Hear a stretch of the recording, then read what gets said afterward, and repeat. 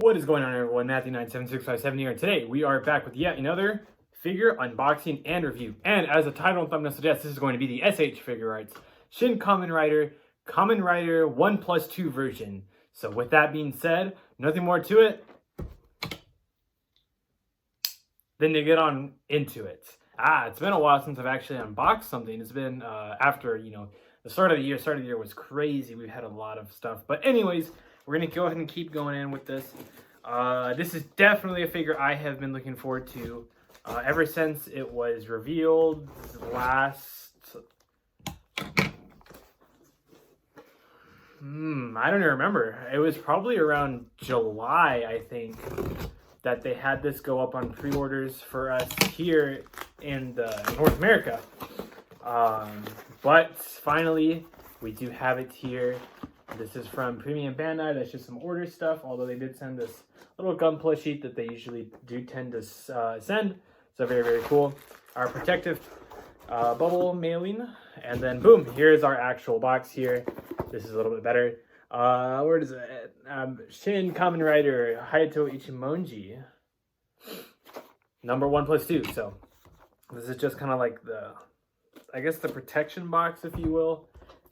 And yeah, very exciting to see this one. All right, here we are. Ta-da! There it is. The kind of like simple style background, and then obviously the pose, drawing a lot of attention to it, which looks very, very nice. Right, there we go. Kamen Rider, Master Rider, Kamen Rider number 1+2, as you see right there. Hayato Ichimonji, and then Shin Kamen Rider, and then there's the box. Bandai Namco. This is kind of like the SH Figurarts synopsis up top. They don't have the Shin Kamen Rider synopsis like we did see on the Takeshi Hongo one. But alas, we do have some promo images that are used to kind of just showcase and sell off the figure. So it looks very, very nice. Not gonna lie, we've kind of got a lot to do with this figure. So let us keep rolling along here. Very exciting, as I keep saying. I just love the suit. I think it's just extremely nice. And I can't get enough of it. On the side of the panels for the box here, we do have some instructions just for kind of like the hands. Yeah, the hands, the helmet. So look at it here. There we are. I do have another light here. I used to have this light and then I took it out because I was like, okay, it looks kind of deafening. But now we have it once again. So let me know what you guys think of that. But here is the figure standing there. As you can see, the light reflection does kind of help pop some of the colors that my phone camera does not bring up. So very cool. So as you guys look at that there, it looks like we've got the thumbs up accessory piece, which is awesome. Looks like we've got another set for the other suit. So we will be doing that. We're just going to go through the accessories real fast, and then we'll kind of have our whole customization set up across the board. This is kind of like the natural kind of like pose like that. And put the knife away. And then same with, this is the right hand piece for that kind of like pose there. We do have the kind of straight hand used for the henching pose. This is our right hand. The first was the left. This is now our right. And last but not least, at least on the extra side, we do have the closed fist for the classic punching. So very nice. Ooh, so for accessories, I guess spoilers, but I'm sure you wouldn't click on this if you hadn't watched the movie. We do kind of have the broken Kamen Rider 1 helmets after the final fight. So very nice, especially when he's holding it at the end when they're on like the beach harbor, I believe. So very, very nice. We do have the Rider 2 helmet just on its own, so you can recreate holding it. And then we do have the actor's face, who I need to look up once again, but there it is. You can put it on either on this figure or your Kamen Rider 2 figure. So with that, let's go ahead and just keep these accessories here. We're going to go ahead and just do all of it here. Let's go ahead and take it out. Our very nice protective film so that scuffing doesn't happen through the travels. And let's go ahead and do it. I was going to jump cut it, but no, we're going to go right into it. So here it is. And look at that color. That metallic green just, oh my goodness. It looks so good. I cannot emphasize that enough. You even have the white stripe along the helmet. And then it's kind of, now I don't, my eyes can barely see it, but it does say 1+2 on there. Now that is extremely fine print. So don't expect to like look at it. Like I see it, Badaag 1+2. So very, very small print, but they got it on. So in terms of articulation, we have the headpiece here. As you can see, there's that neck piece per usual. So I think you can go all the way. Yes, you can go all the way as I did there. I mean, I really wouldn't see why you would want to, especially since now that I've moved that neck piece. Ooh, there we go. So recentered it there. We do have our neck piece that's kind of there, right in there, right? So you can kind of get a good swivel around there. We do have the very nice articulate scarf, which is kind of that felty material with the band in there. So you can kind of do whatever you want. I always just tend to do the classic like wind in motion thing, but very cool nonetheless. Going to the arms here, we can come up pretty good length, and then you can pop up, right? So up and then pop up. And then we do have this shoulder piece right here. You can see the seam between the suit lining. So from there, we can go around. We can go around. We can come up with the elbow there. We can't go all the way back, right? Not really humanly possible. And then we do have the hand articulation there. So obviously you can kind of swivel it up and down to wherever you like. Sometimes you can get some unique posing through that. Going on towards the breastplate here of the suit, usually you can open up it. You can open it up or like wiggle it just a little bit, right? You can see that little wiggle. And then besides that, it looks like it's just one whole piece right in here. So you can kind of get an ab crunch. It's not too crazy, and I'm not trying too hard, but if you do force it a little bit using this back panel, you can kind of get the ab crunch a little bit better. Speaking of the back there, you can see the seam right in there where my finger lies. So you can kind of, wiggle around however you'd like. And yeah, so very nice. Going on, we do have the Typhoon here. Very nice, that nice red.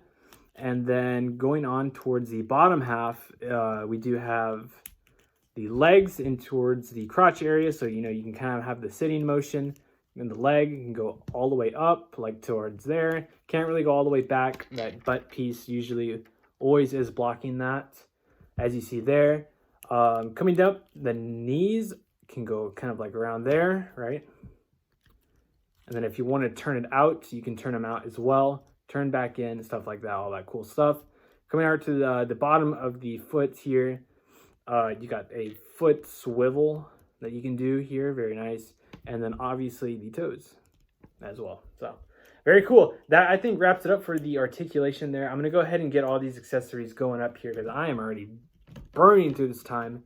So I'm gonna go ahead and get everything ready to go here, and with that, we will have a more complete review. So here we go. Right, and so we do have our accessories kind of assembled here, and as you can see, we do have the very nice Rider 2 holding the Rider 1 helmet there, broken and battered, and very nice. You just kind of put the arms together there in the kind of like normal position, and then you just very gently put the helmet on top. There's no clip or whatever to it, but the actor's face, if I do remember, is Tesuke Imoto.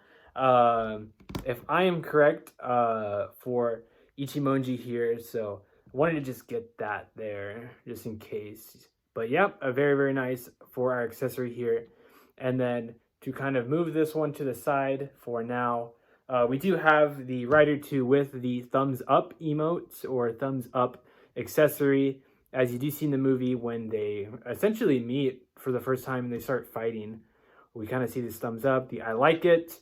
So very, very nice. You could even do the double thumbs up if you like, but I opted for the one there. So very nice.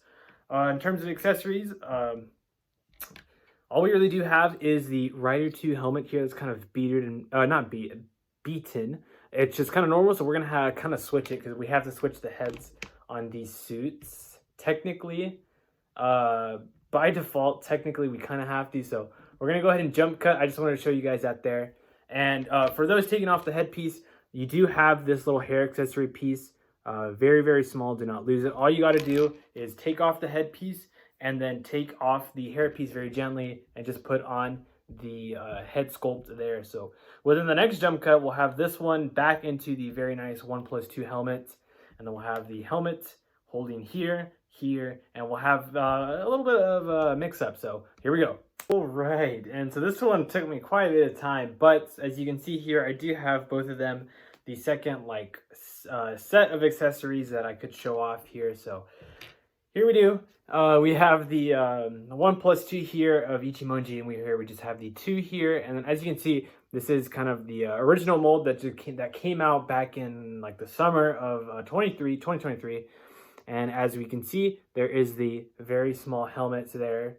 And I don't want to move it too fast because it's probably going to slip and slide. But there you go. I kind of have the posing there. You just kind of gently put the helmet on top of the resting arm there. There's no click, at least to what I have been trying to do. So no click among the helmets, unless I am wrong. But as you can see, a very, very nice. There's a lot of different variety. If you have all of these figures, there's a lot of different variety you could do, which I really do appreciate. I think the only thing that should have came in the original release with this Ichimonji was probably the thumbs up. Because, I mean, they sent you 2 different color hand pieces, but hey, I mean, that's not up to me, right? But anyways, very, very cool. You can have the kind of recollection of the movie in however order you would like. And then, yeah, so we've gone through this accessory. We've gone through the Rider 1 destroyed helmet. And what else was there? The thumbs up. The thumbs up. And then I just wanted to put this one in a good pose there. The classic kind of henching pose that you see. This one's kind of hard to get into, especially because like the arm is straight. And I tried doing it the best I could. Like on that angle, it looks good. But like on other angles, it might fall flat. Actually, no, it doesn't. This pose is too iconic for it to fall flat. But definitely very cool. This one was kind of hard to do, honestly. This is easy, right? You just push the fist in towards the hip. But on the arms here, as you can see, they're kind of like, they don't want it to turn straight. So what you do is, right, remember how I was talking about the shoulder swivels and all that? So there, that's a resting shoulder. You want to try and keep the arm straight as much as you can. Then you kind of want to go in, right? You want to go in right in there. So remember, that's out, that's in. You just push in a little bit. And then from there, I just rotated the arm down. It looks a little unnatural, but I just rotated the arm down like around there. And then I just pushed it forward. I think. Was that how I did it? I want to say so. No. I have messed up once again. Anyways, that one's pretty hard to get into, if I be 100% honest. Because there's no, like, turn swivel anywhere that's helping me out. It's just kind of like, oh, yeah, you're done. Anyways, I did have it, but it's not like it matters anyways. I was going to change it for our next portion, which was the review section. So let's go ahead and get that ready, and we'll be right back. Right, so we're going to go ahead and start off with the very first Shin Kamen Rider figure here that we did get, Takeshi Hongo, back in the early of 2023. And then here we do have the 1+2. So if you want a good comparison between the two, this is the first release, and I kind of have it just for my Shin Japan Heroes display. You can see the different coloration on the suits as we go along here, but so it's kind of in that just normal henshin pose. I need to change it to the actual Shin Japan Heroes pose. But yeah, not bad there. So we're going to go ahead and set down that one right there. Next up, we're going to go ahead and do the Ichimonji to the Ichimonji here. So we do have both of them here. As you can see, the suit differentiation, at least between the 1 stripe to the 2 stripe.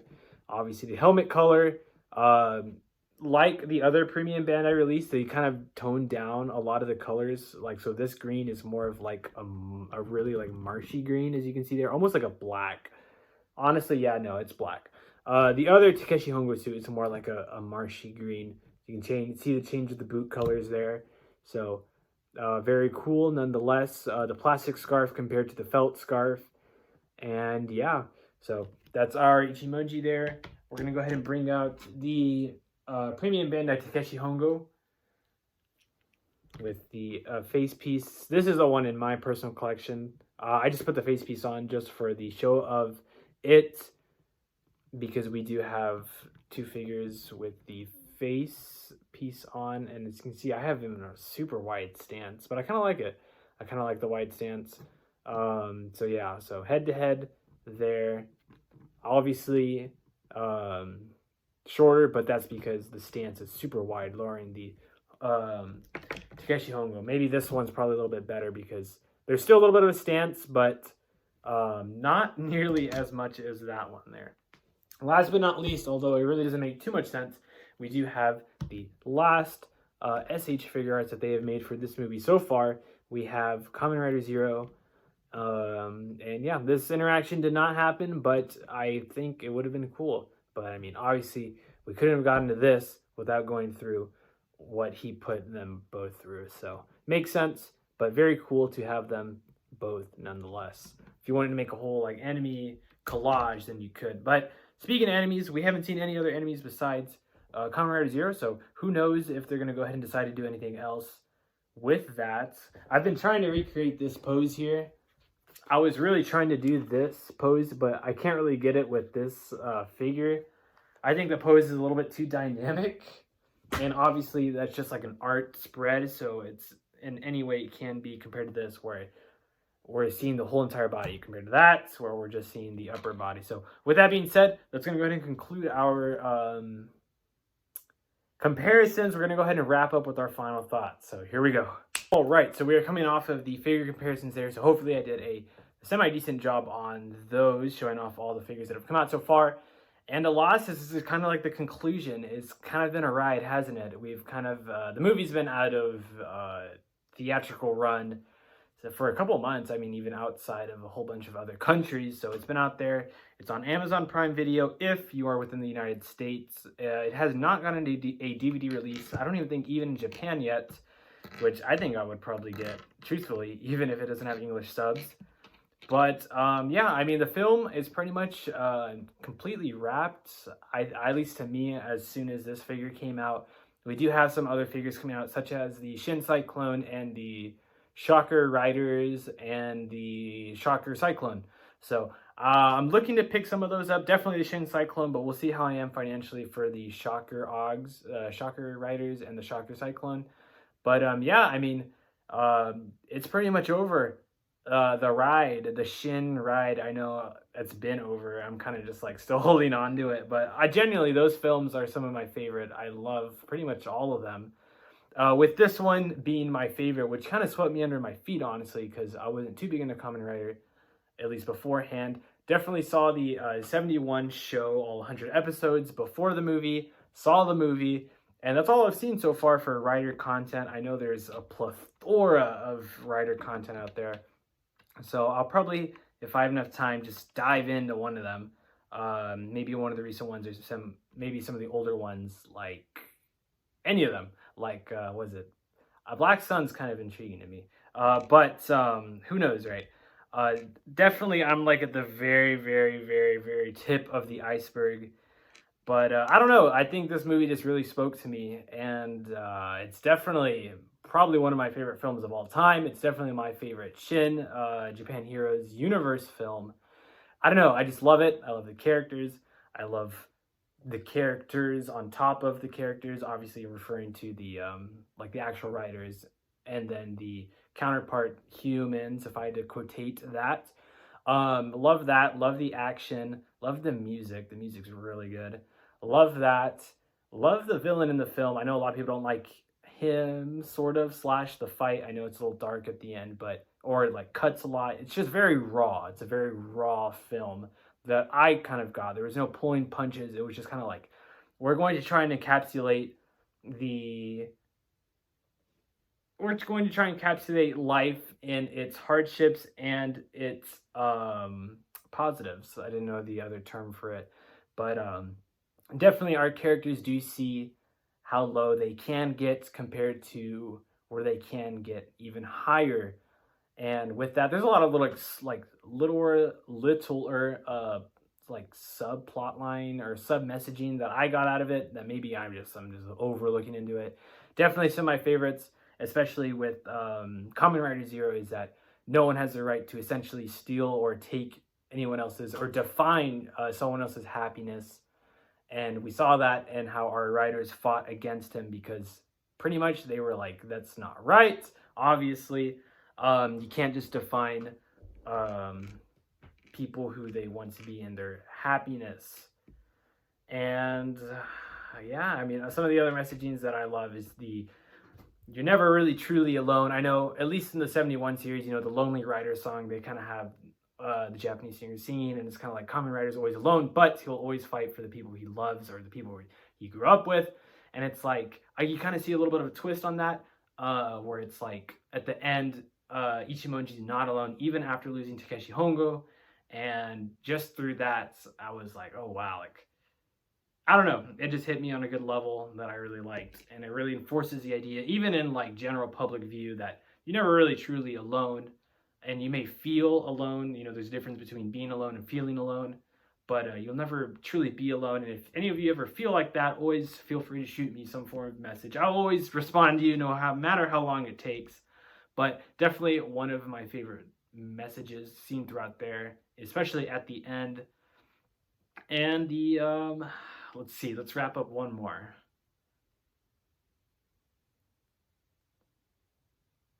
The idea of not letting certain people define, I'm not trying to backtrack on my first topic, but not letting people essentially get to you, in which makes you become a lesser person, in which we saw Takeshi Hongo, how he fell into despair after his father's death throughout the movie. But even through that, you can see the parallel between Takeshi Hongo and Ichiro Mirokawa. You can see the parallel between them, where Ichiro decides to create this utopia and essentially wants no pain and wants to rid of despair of the world because he had something tragic happen to him, compared to Hongo, where although he did feel very heavy amounts of despair, he definitely kind of bounced back from it in a sense, although it took a while, right? He didn't even want to be the writer at first, and then he realized, at least through there, that he could at least stop the people, shocker, who are actively trying to make the world a more dystopian place throughout the movie. So definitely very cool. I know it kind of dives into sci-fi there, but the idea is that although things may happen to you, it's really and truly up to you on how you want to move forward. And as we saw Ichiro fall into the depths of despair completely, where he went, really insane, where we saw Hongo, and we see him through despair even in the movie after the years and years and years that took place of his father's death. We see him kind of bounce back, especially through Ruriko's relationship between one another. They kind of intertwine and show each other that they can trust one another, and that human life is something that, although is risky, it is worth to do in terms of building relationships, because that's the beauty of life. I went on a complete tangent there. I didn't really expect to talk this much, but that's truly how much this movie means to me. And especially with the cool action SFX, I can't thank the movie enough for, existing. I know the Shin Japan Heroes universe is over, in theory. We do have a possible sequel to this film with the Shin Mask World, and I would really look forward to that. I'd love to see Ichimonji in the 2+1 suit, maybe even Ichimonji in the regular 2 suit. We didn't see too much of that, but very cool nonetheless. Besides that, there's some other writer stuff I would like to get into. Like I said, just don't have the time. I do want to read the original Ishinomori manga, which I definitely will do one of these days, to kind of like get the the OG Kamen Rider. But with that being said, guys, if you've stuck around to the end, let me know. I don't expect y'all to. I'm just kind of talking out of my butt here. But with that being said, let me know if the film reached you on a level like it did for me. If not, it's all cool, right? We all have preferences in life. Don't let anyone else diminish or just kind of like bring you down. but always respect their opinion. You don't have to diminish them just for them not liking what you like. I've always been saying that. But with that being said, I will see you guys within the next video. See ya!